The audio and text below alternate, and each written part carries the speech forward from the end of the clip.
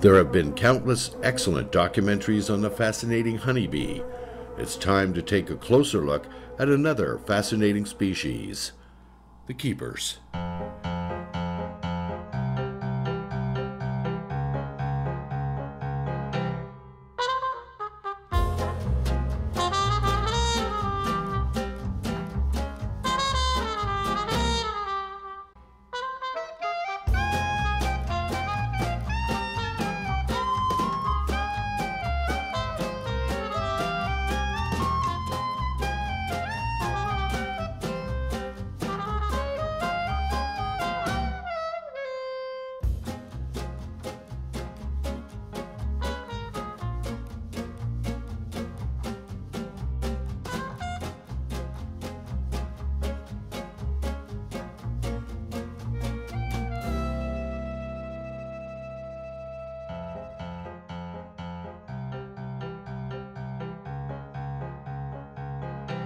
My wife brought home a book from the library on bees, and she was just reading to me about the different bees. And I didn't, at that time, I didn't know the difference between a wasp or a bee. I became so interested, I started reading myself.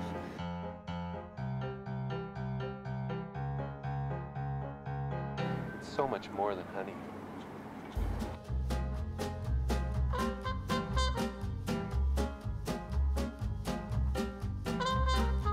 Mark is always full of good ideas. One day he said, why don't we go to a bee meeting? And I said, sure. Every time I turn around, we have more beehives and more stuff. With the passion grows the number of bees.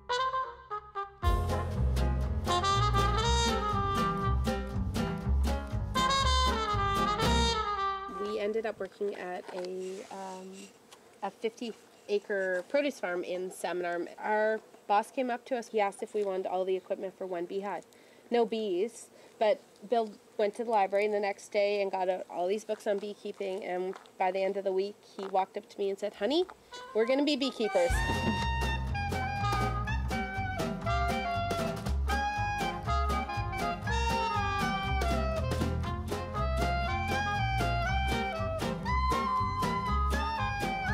So we bought a bunch of old equipment from an old guy. And not long after that, the bees became... The bees arrived.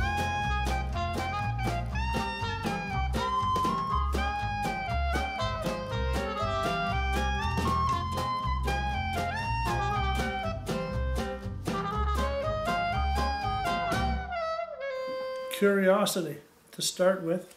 I worked with a German chap who kept bees, and I asked him too many questions, so finally he told me to go take a course and get some bees. And that's what I did, and here I am.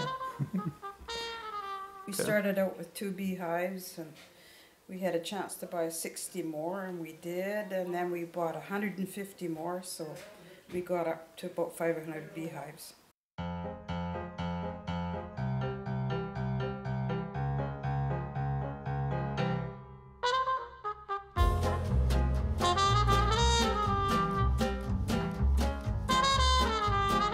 Best day I ever had was catching a swarm when I was 3.5 months pregnant, and just no bee suit and balancing a piano stool on top of a 50-gallon drum.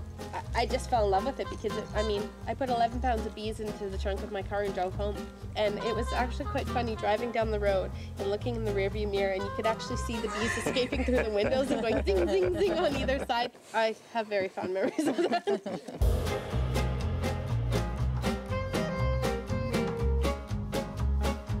Well, we'd been trying to get Ted, the bee inspector, to come around, and a swarm had developed. I was standing there wondering what to do. Ted showed up, and he hits the brakes, and he gets out of his truck, and he comes over, and he says, you've got a swarm, and his eye picked up, he said, there's the queen. And he just came running over, and he sort of picked her out of the air. And he said, get a box, get a cardboard box. And so, and hurry up. The whole thing took about 45 minutes to an hour, and then Ted got in his old truck and said, if you have any problems, give me a call. You couldn't make that up.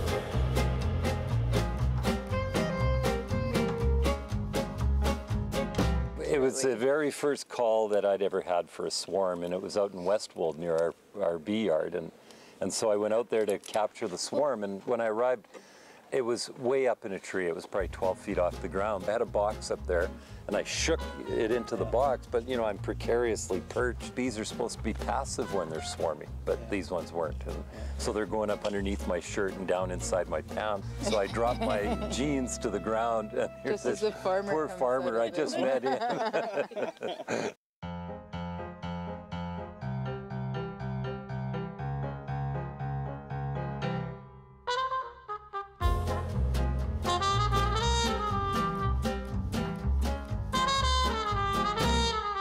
So many times I've had people question me. It's like, oh, well, you're a beekeeper. Well, what do you do for a living? You know.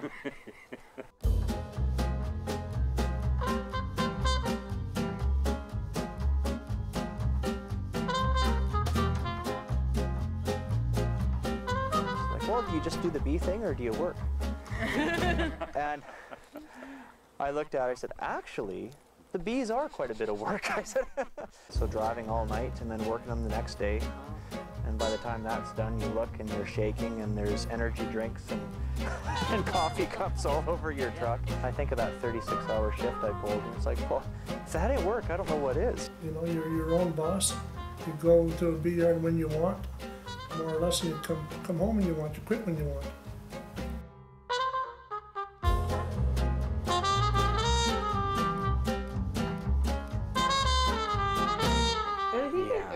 In a way, as a culture, the beekeeping thing supersedes all the other aspects of the people that are, you know, whether they're right-wing, left-wing, Catholic, Baptist, it doesn't matter. Nobody cares about any of that stuff. You're just keeping bees. Yeah, no, it's all about bees. Exactly, it's all about it's the bees, right? You're all connected by the bees, by these tiny little creatures that are doing what mankind should be doing. No. You know, really, they are. They're working.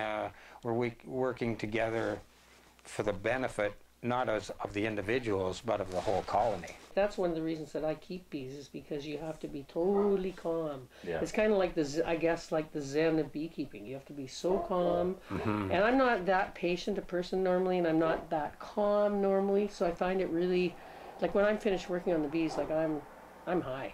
I'm calm and mellow, and just you know, it's fabulous. But for hobby beekeepers, I think it becomes kind of a love affair with the bees. They just kind of own you, and I don't know. I wake up thinking about bees. I think about them all day, and I go to sleep thinking about them, and it's just so. It's all encompassing. You can feel the warmth emanating, almost like from a dog or a cat or some other mammal. Yes. And it's not just a bunch of insects. You can feel the warmth that they're generating through their bodies. And that was very cool.